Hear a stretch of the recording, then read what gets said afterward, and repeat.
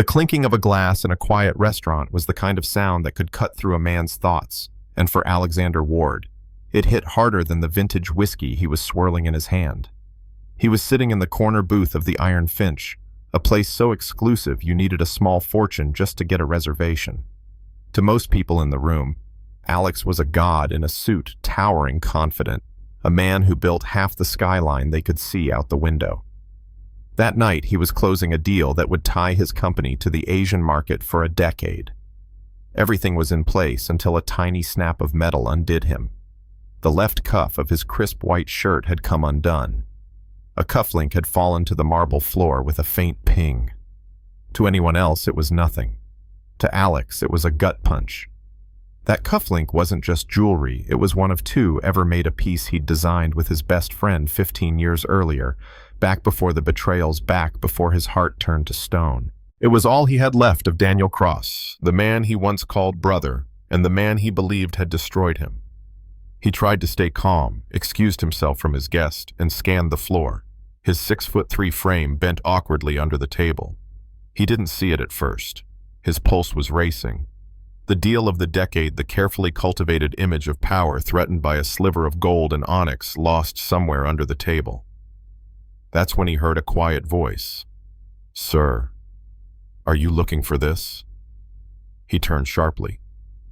A young woman stood there in a pressed uniform, a silver tray balanced in one hand, and in her other palm the cufflink.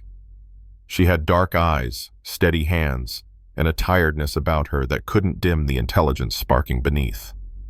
Her name tag read, Elena Cross. Alex snatched it too quickly, muttered thanks, and tried to reattach it.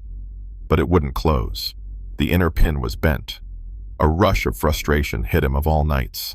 And then in that same soft voice she said, "The locking pins shifted. These custom leverbacks do that if they're hit at the right angle."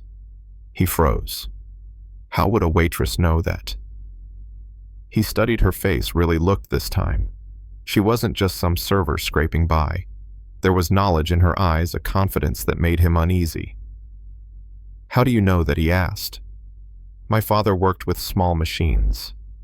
Intricate things like this," she said. Then she held out her hand. "May I?" Every instinct in Alex screamed, no. He didn't let anyone touch his personal things, especially not strangers in aprons. But the deal was hanging in the balance, and his pride had already taken a blow. Against his nature, he gave her both cufflinks. "Be quick," he snapped. Elena didn't flinch. She stepped under the warm light of a service station, bent the pin back into place with precise movements, using the other cufflink's edge as leverage. In less than 30 seconds, she returned it. "Try it now." It clicked perfectly. Alex felt a wave of relief, but also something else, respect. He tried to mask it with authority, sliding a wad of hundreds into her hand. "For your trouble." She protested, but he cut her off. "I insist." She nodded, tucked the bills into her apron, and disappeared back into the swirl of servers. For the rest of the night, Alex played his role, the powerful CEO sealing his empire with a glass of wine and a handshake. But when his Rolls-Royce carried him through the city lights later, he wasn't thinking about his empire. He was thinking about a waitress who knew too much about a cufflink and the ghost of a name he hadn't spoken in 15 years, Daniel Cross. The next morning, he sat in his 80th floor office staring at the cufflink on his desk.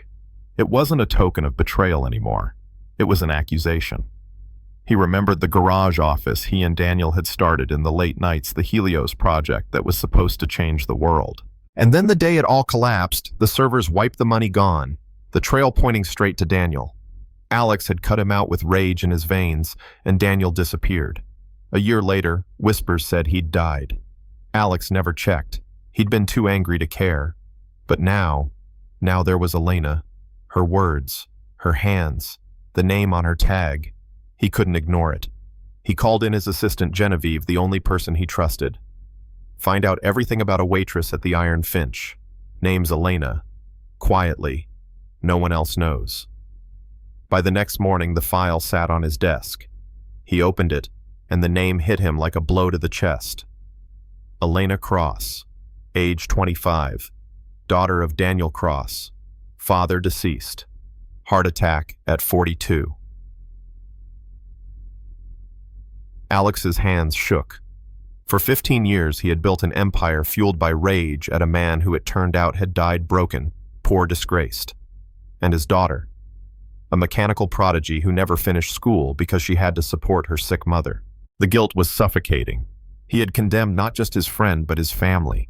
His anger had blinded him to the truth. But Elena wasn't blind. That night she opened her father's old journal, the one she'd kept in a dusty shoebox. Inside were equations, diagrams, frantic notes about the Helios project.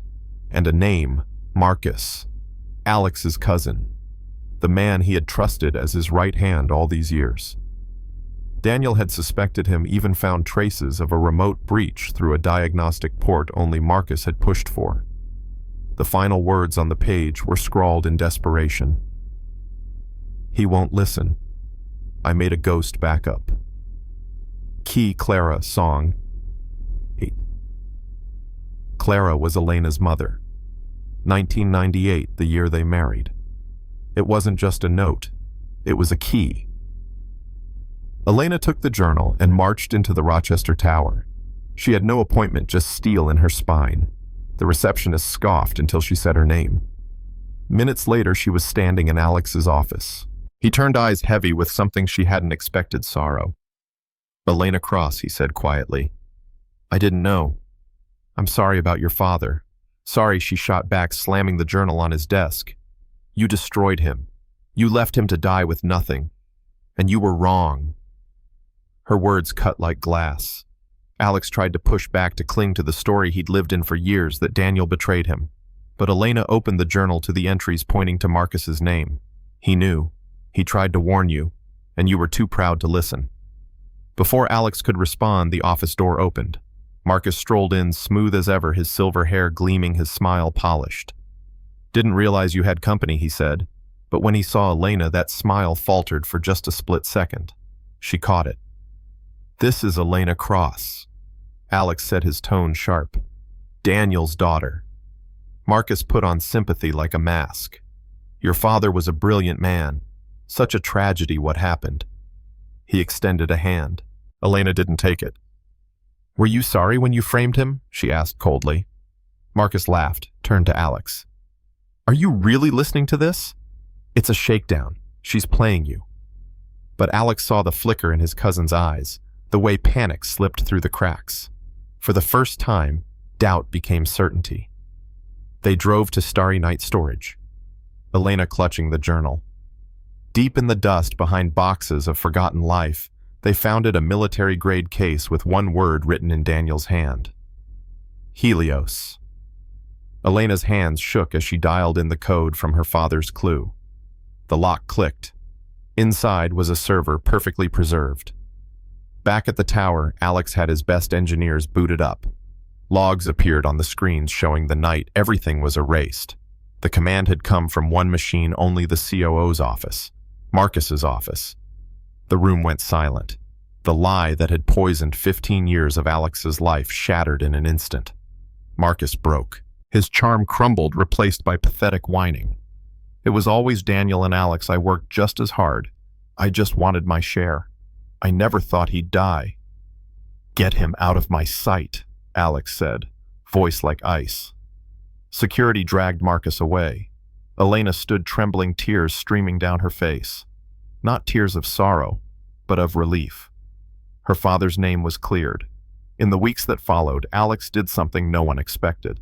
He stood before cameras, reporters, the world, and admitted the truth. He said Daniel Cross was innocent. He said he, Alex Ward, had failed his best friend. And then he announced a $100 million foundation in Daniel's name to fund young engineers who wanted to use innovation for good. For once, his empire wasn't about profit, it was about atonement. For Elena, life shifted overnight.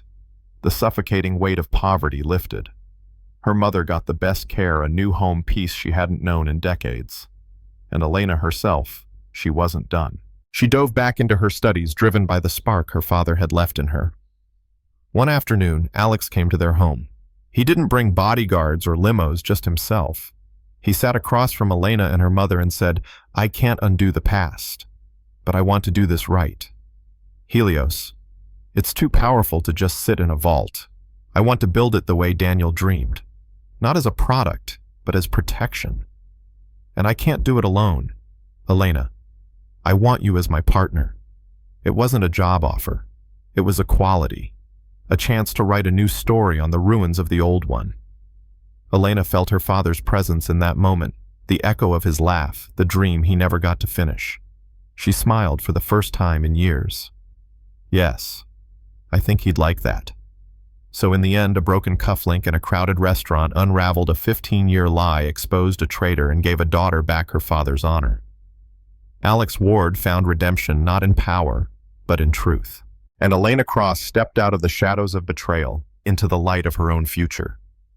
But here's the question that lingers. Was Alex's redemption enough? Can years of anger and blindness be washed away by money and regret, or should some mistakes haunt us forever? What would you have done in his place? Drop your thoughts in the comments. Because this story isn't just about betrayal and forgiveness, it's about how far any of us would go to clear a name, and whether redemption is ever truly earned.